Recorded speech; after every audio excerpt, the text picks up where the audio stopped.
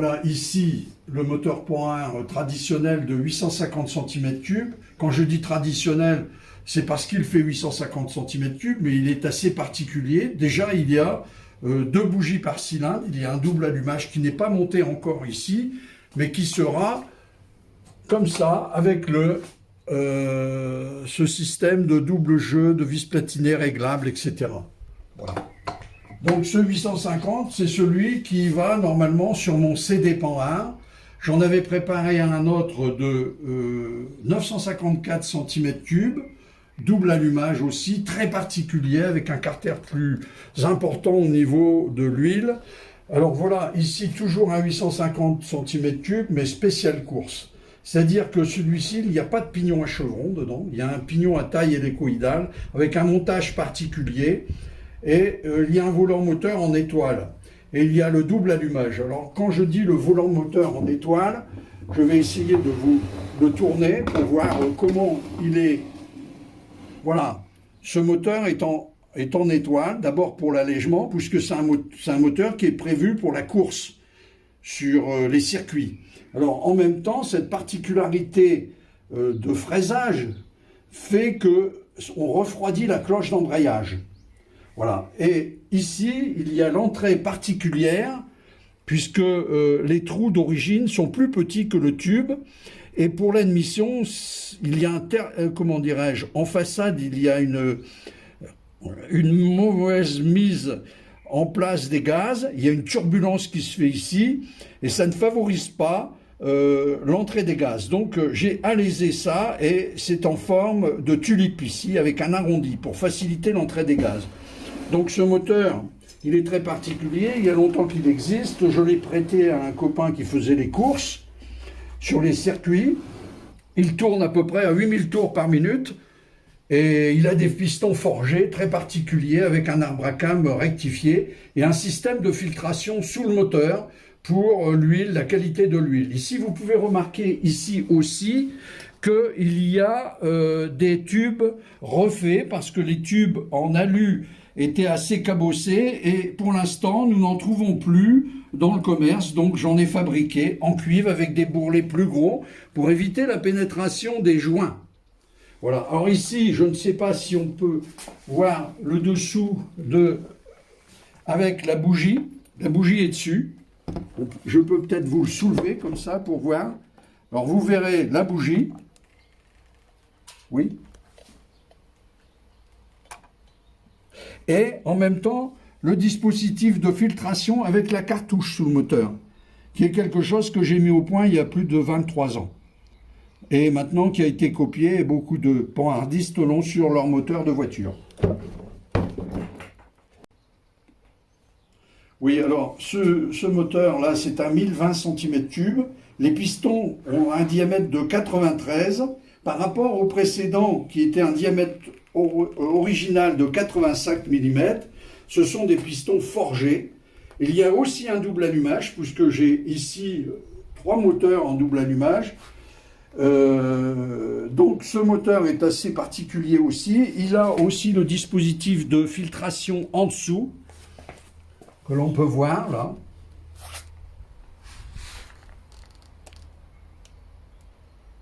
Et il y a aussi 2 bougies par cylindre.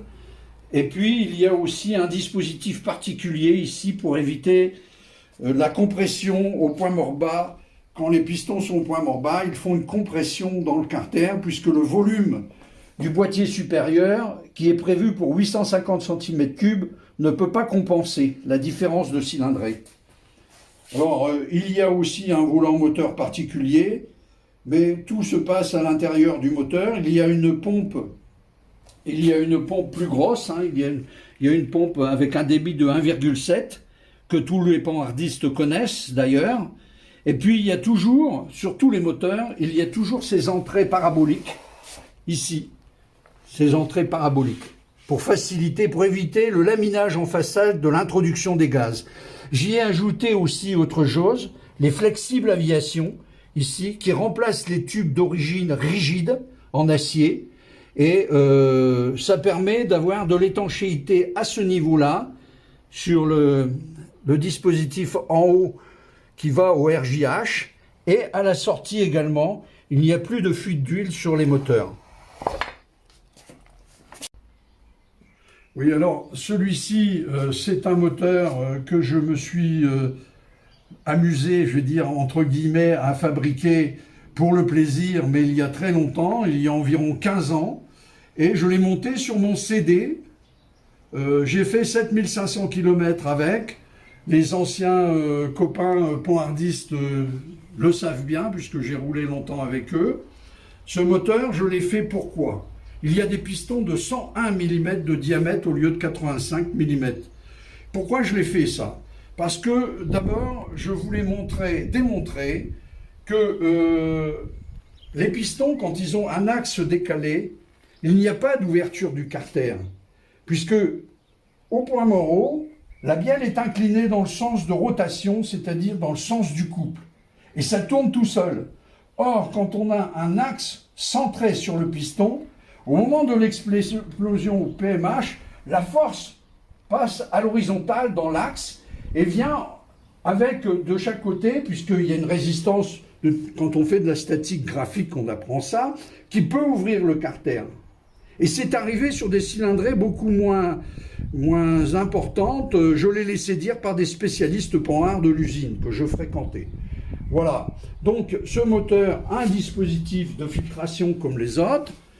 Il y a ces anciens tubes d'alu que je vous parlais tout à l'heure, que je ne peux plus me procurer, mais qu'on ne trouve nulle part à savoir. Il n'y a pas de double allumage sur ce moteur. Il n'y a pas de bougie par cylindre. Par contre, il y a aussi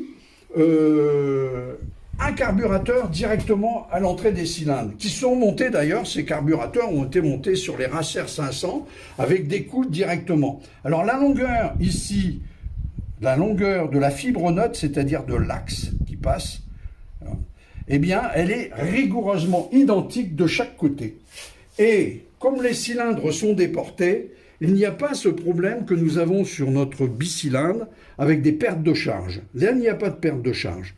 Et ces doubles carburateurs ont été montés sur les Racer 500, sur les Mono 1000, etc. et même sur d'autres voitures en compétition. Ici, vous voyez un boîtier qui est un peu inesthétique, puisqu'on me l'avait dit. Donc, ce boîtier se sépare en deux parties. Je l'ai usiné à la fraiseuse. Et donc, il compense aussi cette histoire de point mort bas dont je vous ai expliqué tout à l'heure, qui est une compression qui vient. Et le dépresseur, la tige de dépresseur qui entraîne le delco, ici, elle est insuffisante pour répartir dans ce boîtier supérieur qui, lui, a été étudié pour un 850 cm3. Il est évident que 850 cm3, donc qui s'échappe, mais il y avait aussi cette partie centrale qu'il ne faut pas oublier. Il y avait un collègue anglais qui m'avait dit « Ah oui, non, ça fait pas 850 ». Il ne faut pas oublier cette partie cylindrique. Il y a deux remontées. Il y a la remontée sur l'axe du dépresseur et il y a la remontée quand même ici. Si vous ouvrez ça, vous verrez que l'huile va jaillir, à la limite, quand le moteur va tourner. Donc cette partie-là est une compensation de cylindrée qui permet d'avoir des fuites partout. Puisqu'il y aura, comment dirais-je, il y aura à ce moment-là une surpression.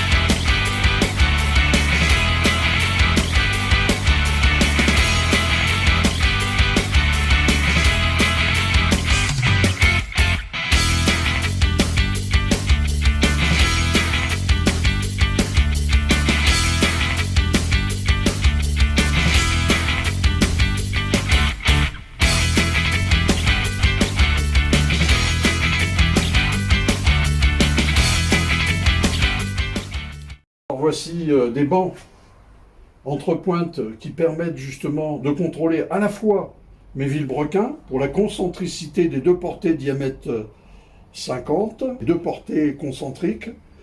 Et ici, je fais aussi le contrôle de la montée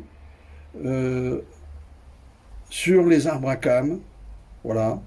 Donc il faut le remettre ici, bien sûr, à 0, là, voilà. Et je regarde la montée. Voilà. Ici, cet arbre à cames, là, il y a un taillage tout à fait particulier qui a été fait par le spécialiste national Ogero. En même temps, en 2012, j'avais été, comment dirais-je, sollicité, mais encouragé aussi par l'Amicale DB pour être le porte-parole et technique. Et nous avons fait environ 22 arbres à cames sur ces propositions de Ogero, qui est le spécialiste national. Donc moi, ici, cet arbre à cames est tout à fait particulier. Il a 296 degrés d'ouverture par rapport à un tigre qui a de mémoire à peu près 275 degrés.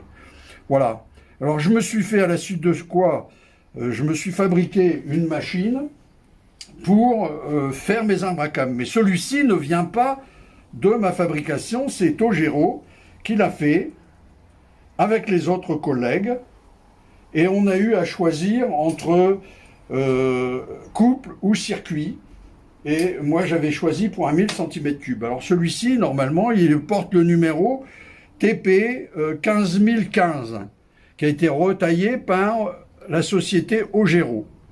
Et j'ai toutes les caractéristiques de cet arbre à cames qui va aller dans ce moteur, qui lui fait 954 cm3, mais tant pis.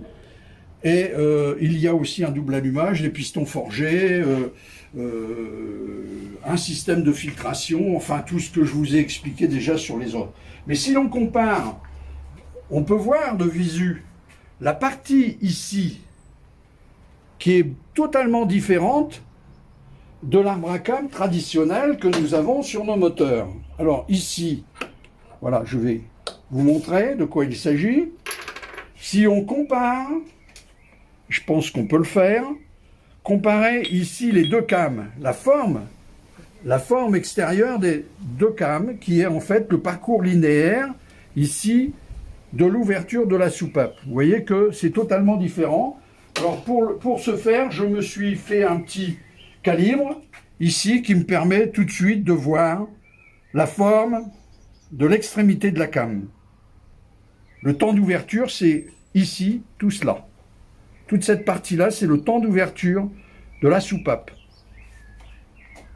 Ici, ça, c'est un cylindre qui va aller... Donc, il y a le double allumage, on voit la bougie ici. C'est un cylindre qui va aller sur le 954 qui est derrière, là. Et les soupapes sont ici, les soupapes. Voilà, les soupapes. Alors, c'est des soupapes récentes que je me suis procurées, que toutes les panhardistes peuvent se procurer. Je voudrais simplement vous faire une observation sur les soupapes que l'on a maintenant. Ces soupapes-là, elles sont en alliage nickel, chrome, molybdène et parfois du tungstène. Ce qui veut dire que si on essaye avec un aimant, contrairement à ce qu'il y avait avant, elle ne s'aimante pas. Vous voyez, voilà un aimant. Elle ne s'aimante pas, cette soupape-là. Or, les soupapes de l'époque, d'il y a environ 25 ans, 20 ans, elles s'aimantent, elles sont en acier. Ici, c'est un alliage nickel-chrome, molybdène, tungstène. Et j'ai une soupape comme ça qui a été tordue, donc qui a eu un problème, quoi. Je n'ai pas que des réussites, j'ai aussi des problèmes de mécanique qui sont montés, comme beaucoup d'autres. Ici, je voudrais vous montrer les axes de piston que j'ai alésés à chaque extrémité, mais pas à l'endroit où il va y avoir la bielle ici. Parce que sinon, comme sur les 850 des Dyna Z1, au début, c'était alisé conique ici, mais il y avait une zone de fragilité parce que l'intersection du cylindre et l'intersection du cône ici fragilisait cette partie-là, et je l'ai eu, moi, il y avait des axes de 22 qui cassaient. Donc ça, c'est c'est un axe de piston BMW que vous avez pu voir, qui est là-bas sur ma fraiseuse. Ils sont allégés, mais je n'ai pas approfondi suffisamment, volontairement. Et ici, voilà les axes, donc, les axes bien sûr, ici, les tiges de culbuteur, et ma réalisation de tubes de culbuteur avec des boulevrets plus gros qui évitent justement la rentrée dans le joint. Ici, ce pignon de distribution, je l'ai fraisé, bien sûr. Non seulement, c'est pas vraiment pour l'alléger, mais c'est aussi pour avoir un brassage de l'huile à l'intérieur du carter. Voilà.